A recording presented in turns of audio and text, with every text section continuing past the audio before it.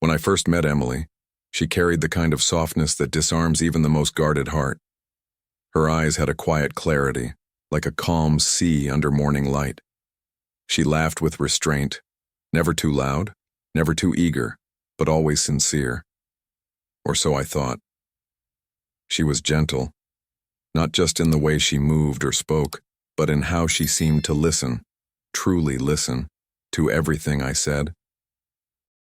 Whether I spoke about the pressures of work or my mother's worsening health, Emily always responded with care, her hand resting lightly on my arm, her gaze locked with mine. She made the world quieter, safer. Ours was a courtship that seemed plucked from a novel. Long walks by the lake, Sunday breakfasts in bed. She remembered every detail about me, the kind of coffee I liked, my favorite books, my tendency to overthink. She never once seemed to flinch at the vulnerability I offered her. Within a year, I proposed.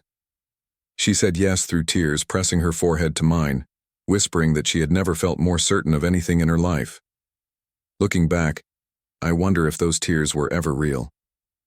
We married in late spring. The day was flawless. White roses, clear skies, soft music drifting through the garden as she walked toward me, her dress gliding like silk over water. She looked radiant, and for a moment, I felt like the luckiest man alive. Our honeymoon was a dream. We spent 10 days on the Amalfi Coast, eating freshly baked focaccia by the sea, her head resting on my shoulder as the sun dipped below the horizon. She spoke of our future constantly. Children, vacations, a home in the countryside someday. I believed her. But the illusion began to crack the moment we returned home. The morning after our return, as I unpacked our bags and sorted through mail, Emily received a call. Her expression shifted subtly, enough that someone less observant might not have noticed. But I did. Her posture straightened, her lips tightened, and when she answered, her voice dropped a half-tone. She retreated to the bedroom and closed the door behind her. I heard only fragments of her conversation. The silence between the words said more than the words themselves. When she emerged 10 minutes later, she was dressed and holding her keys. "It's my ex," she said, eyes downcast. "He's in a bad place. I need to see him." I stood frozen. Her words didn't make sense, not in our context, not now. We were newlyweds. The echo of our vows still hung in the corners of our home.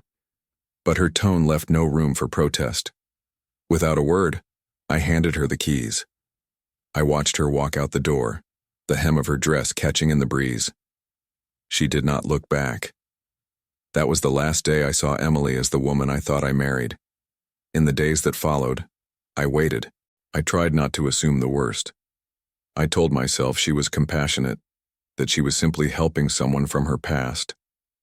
But as hours turned to days, and days into weeks, the silence between us grew heavier. Her texts were short. Her voice on the phone felt rehearsed. She refused to say where she was staying or when she would return. I began to notice inconsistencies, bank transactions that didn't add up, password changes on shared accounts, subtle disappearances of valuables from the house. Each detail, seemingly harmless in isolation, together painted a picture I could no longer ignore. Still, I said nothing. I watched. I listened. I remembered. I remembered how she never wanted to talk about finances before we got married, how she deflected every conversation about assets and legal protections, how she once laughed off the idea of a prenuptial agreement, calling it a curse on love. I should have listened to my instincts, but I hadn't, or so she thought. The truth was I had protected myself, quietly, methodically. Everything, my home, my investments, my assets, had always remained under my mother's name. Not because I didn't trust Emily, but because I had learned long ago that love without wisdom is a candle in the wind. As I sat alone in our home that night, the silence screamed louder than ever. The woman I had believed in had left to see her ex just days after we exchanged vows. She had taken her bag, her phone, her secrets, and perhaps something more. I stared at the front door, half expecting her to walk through it with an apology, with an explanation, with anything that might anchor my disbelief. But she didn't, and I began to wonder, not when she had changed, but if she had ever been who she pretended to be at all. What I didn't know then was that Emily wasn't just visiting her ex. They were planning something far more calculated, and I was about to find out exactly what. The days after Emily's departure unfolded like a slow-burning fever. I returned to the routines of daily life, but everything bore the heavy scent of absence. Her coffee mug remained in the sink. Her sweater, once casually draped over the couch, hung there like a ghost refusing to leave. At first, I tried to rationalize. She would return. She had always said she hated unfinished conversations. But as the days passed and the gaps between our communications widened, I began to sense that this was not an interlude. It was an unraveling. When she did respond, her tone was mechanical. Her words, sterile and void of warmth, read like messages forwarded from someone else. "I'm fine. Just helping a friend. It's complicated. I'll explain soon. Trust me." Yet trust, once a fortress between us, had become a fragile thread. One evening I found myself revisiting the drawer where she kept her personal belongings. Receipts, notes, cards from old birthdays. Tucked beneath a stack of unused stationery, I discovered a photograph I had never seen before. It was Emily, laughing on a beach. Not unusual, except she wasn't alone. Beside her stood a man I had never met. They were holding hands. His forehead rested against hers with a familiarity that stung. On the back of the photograph, in her handwriting, were the words, "Nothing will ever separate us again." I stared at that message, my heart pounding with a blend of betrayal and disbelief. I recognized that handwriting. I had once thought it was meant only for me. In the weeks that followed, the pieces began to fall into place, not through confrontation, but through quiet investigation. I began combing through our shared digital records, bank statements, email logins, travel apps. Emily had always been meticulous, but even the most careful architects leave traces of their blueprints. She had purchased a plane ticket under her maiden name 2 weeks before our wedding. Not for a honeymoon, but for a round trip to a city where her so-called ex-boyfriend had recently relocated. Hotel bookings, dinner reservations, transportation, all aligned perfectly with the timeline of her supposed emergency. There was no medical crisis, no moral obligation, no unfinished chapter in her past that demanded closure. There was only a plan. It became clear that Emily's departure was not a detour, but a destination. She hadn't gone to help her ex. She had gone to join him. The betrayal wasn't just emotional, it was strategic. Their scheme was simple. Marry quickly, initiate emotional withdrawal under the guise of compassion, then return with legal demands cloaked in moral indignation. They likely imagined I would be too heartbroken or disoriented to resist, that I would fold at the sight of divorce papers and sign away half of what I owned just to end the humiliation. But Emily had miscalculated. Perhaps she assumed that my quiet nature was a sign of naivety, that my affection for her had blinded me to risk. What she never knew, what she never asked, was how I had been raised. My mother, a woman of unshakable prudence, had instilled in me a core principle.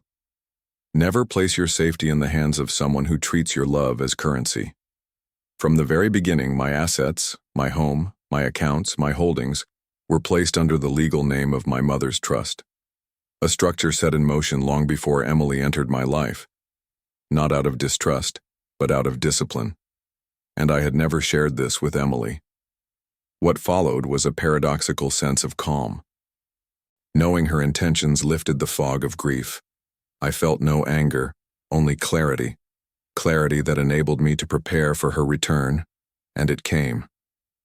Exactly 63 days after she had left, Emily walked through my front door with the confidence of someone returning to claim what was owed. She wore a neutral expression and a soft-colored blouse, her hair carefully arranged. In her hand was a document, thick, formal, and deliberate. "I think it's time we made this official," she said, placing the folder on the table. "Let's make this as painless as possible." I said nothing. I opened the folder and read the words I had expected. Divorce. accompanied by a list of claims, including a demand for the equal division of marital assets. She watched me closely, searching for signs of surprise or resistance. There were none. Instead, I reached into a locked drawer, withdrew a leather-bound folder of my own, and placed it beside hers. Inside was the full legal documentation of the trust where all my assets had been placed, along with a notarized summary confirming that, under the laws of our state, Emily had no legal claim to any of it. Her face froze. You put everything in your mother's name?" she asked, her voice barely above a whisper. I nodded once. "I told you I believed in love," I said, "but I also believe in preparation." For a long moment she said nothing. Then, with barely concealed rage, she reached for her papers and stood up. "This isn't over," she said coldly. But it was. Or so I thought. Because what Emily did next was not just unexpected. It was reckless. And it would change everything. In the quiet days that followed Emily's return and abrupt attempt at legal confrontation, a strange calm settled over me. Not peace precisely, but the silence that comes after a long-anticipated storm, when the wind stills and the air smells of rain-drenched truth. I had done what I had to. The structure I had built to shield my life from betrayal had held, and her plan had faltered.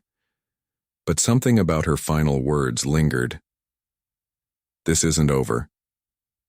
They were not the desperate protest of someone caught in their own trap. They were measured, controlled, spoken like someone who still believed she held one last card, and I was about to discover exactly what that card was. 10 days after our last meeting, I received a formal letter from Emily's legal representation. It was not another demand for division of assets, those she could no longer touch. Instead, it was a claim of financial contribution. Her lawyers argued that during the brief duration of our marriage, Emily had made non-monetary investments that entitled her to compensation, emotional labor, support, time. It was laughable on its surface, but in a courtroom, even absurdities can gain traction if clothed in the right legal jargon. I forwarded the letter to my attorney, a patient and deliberate woman named Judith, who had known my family for years. Her response was short, but telling. "She's fishing. Let her cast the line. We'll cut it where it sinks." But Emily was not done. A week later, I began receiving anonymous emails, photos of me in public, leaving my office, walking my dog, seated at a cafe. The images were harmless, but the message was clear. Someone was watching. Or at least wanted me to feel that way. Then came the rumors. Subtle, poisonous lies whispered in circles we once shared. That I had married her for image. That I had grown controlling. That I had tried to isolate her from her friends, her family. Lies, yes. But lies with the potential to erode reputations in the long term. I watched her work from a distance. Quietly. Cleverly. She had not expected to lose the material war, but now she sought retribution through perception. Her game had shifted from law to narrative. I had two choices: defend myself, publicly and emotionally, or remain silent and allow the truth to speak through time. I chose the latter. But in the background, I began to build my own quiet countermeasure.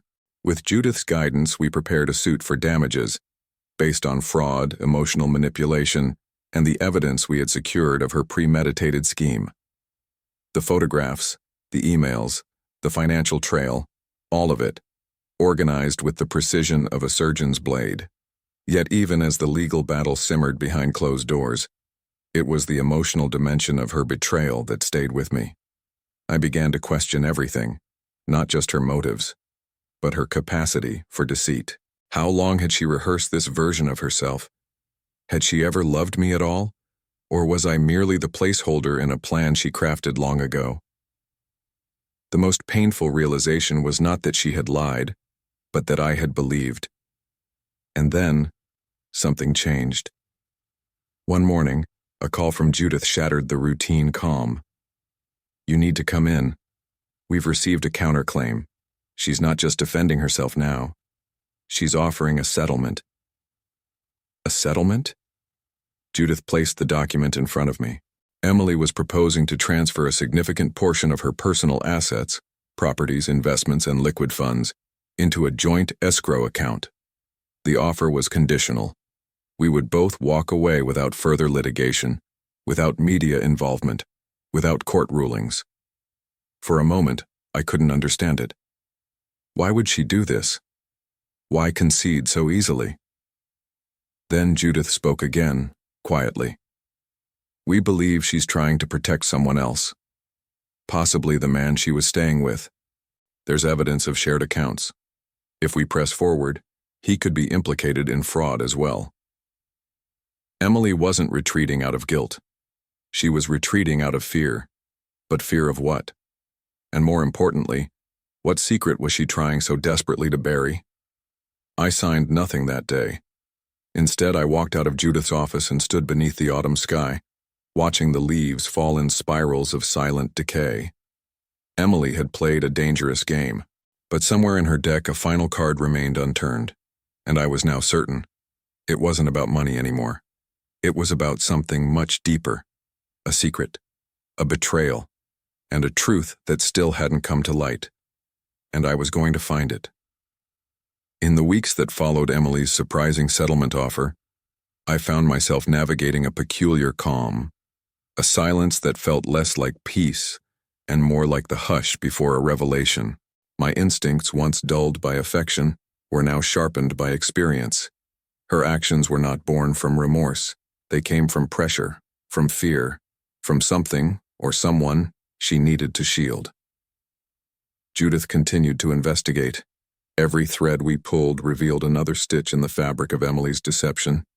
While the legal focus remained on her, subtle trails led back to her so-called ex, whose name now appeared beside hers in several property records, business ventures, and shared bank accounts. It was no longer a story of a lost love she tried to help. It was a partnership, a coordinated scheme. But the cohesion between them had started to fray. Emails surfaced. Some of them dated during our honeymoon. In one, Emily wrote, "He believes everything. After the wedding, we'll begin. You just need to be patient." Yet only 2 months later, another email showed a shift in tone. "Stop pressuring me. This isn't as simple as you thought. He's not naive." She was losing control. I learned that she had used personal funds to support her partner, real estate purchases made in his name, financed by accounts she had established independently over the years. She had invested not just time and trust, but tangible wealth. And with our divorce blocked from reaching its intended outcome, her financial losses were growing, fast. The man she conspired with began to withdraw. Their transactions ceased. His digital presence vanished.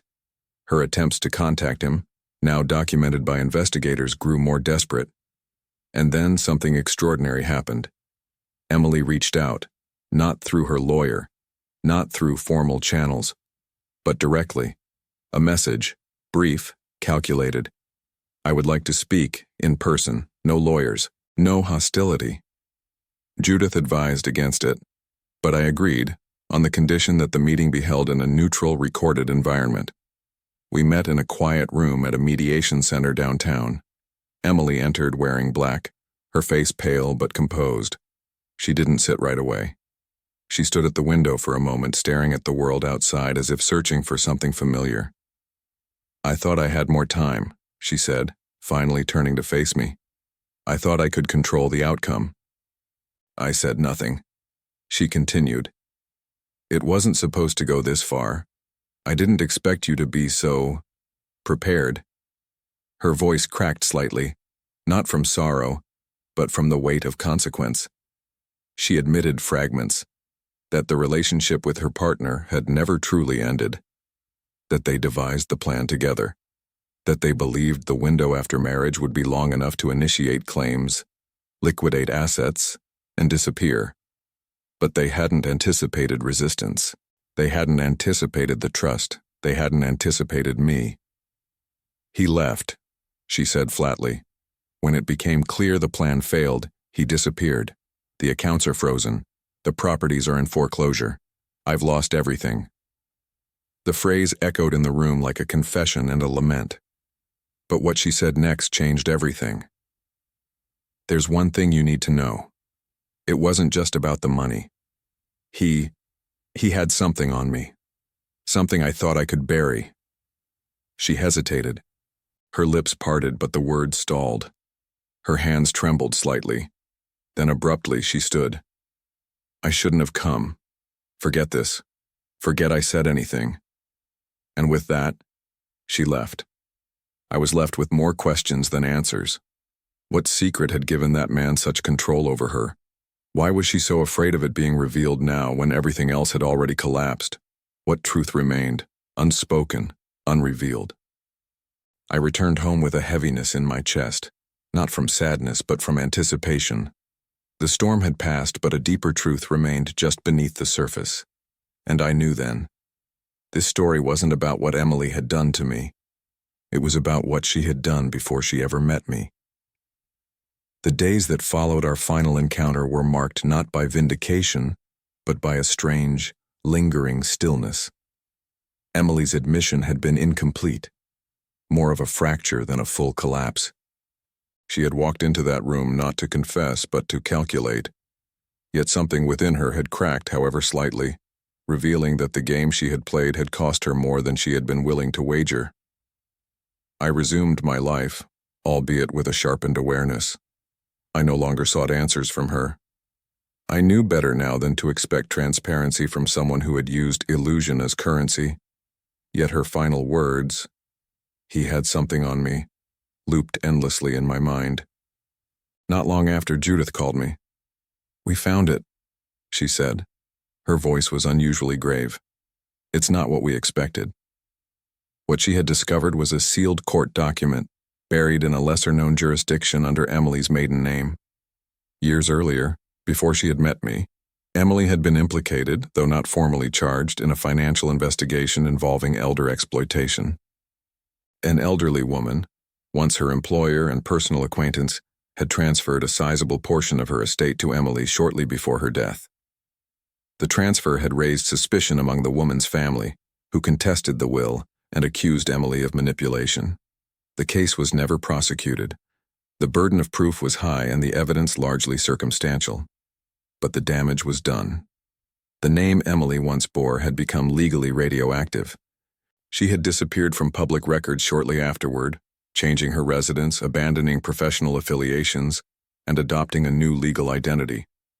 Her former partner, it seemed, had known. And in that knowledge, he held leverage, perhaps emotional, perhaps legal. He used that leverage to trap her in a second scheme, first as co-conspirator, then as pawn. In attempting to deceive me, she had, in many ways, been seeking to outrun a former deception of her own. The realization brought not satisfaction, but a complex and bitter form of understanding. Emily had not fallen into darkness after loving me. She had entered my life already lost in it. The divorce was finalized quietly. Her assets, now liquidated to settle debts and avoid further litigation, left her with little more than a modest apartment on the outskirts of a city we had once dreamed of visiting together. The settlement granted me not only restitution, but a rare thing in such battles: moral clarity. In the final correspondence I received from her, there were no apologies, only a single sentence, handwritten at the bottom of a legal document. "There was a version of me that wanted to be saved, but I buried her long before you arrived." I never responded. Today, my life is not marked by victory, but by renewal. I moved to a quieter place. I no longer seek perfection in people, only honesty. The home I live in is modest, but it is mine, not in paperwork alone, but in peace. Sometimes in the early hours of morning, I walk through the garden and think of the version of Emily I first met, the woman with kind eyes and steady hands. I wonder if she ever truly existed, or if she was simply a mask worn so long it began to believe itself real. But then I remember that love, too, can be a kind of illusion, when it is given to someone who trades in absence, who builds intimacy only to weaponize it. And I find myself grateful, not for what happened, but for what did not. because I could have lost everything. Instead, I lost someone who was never mine to begin with.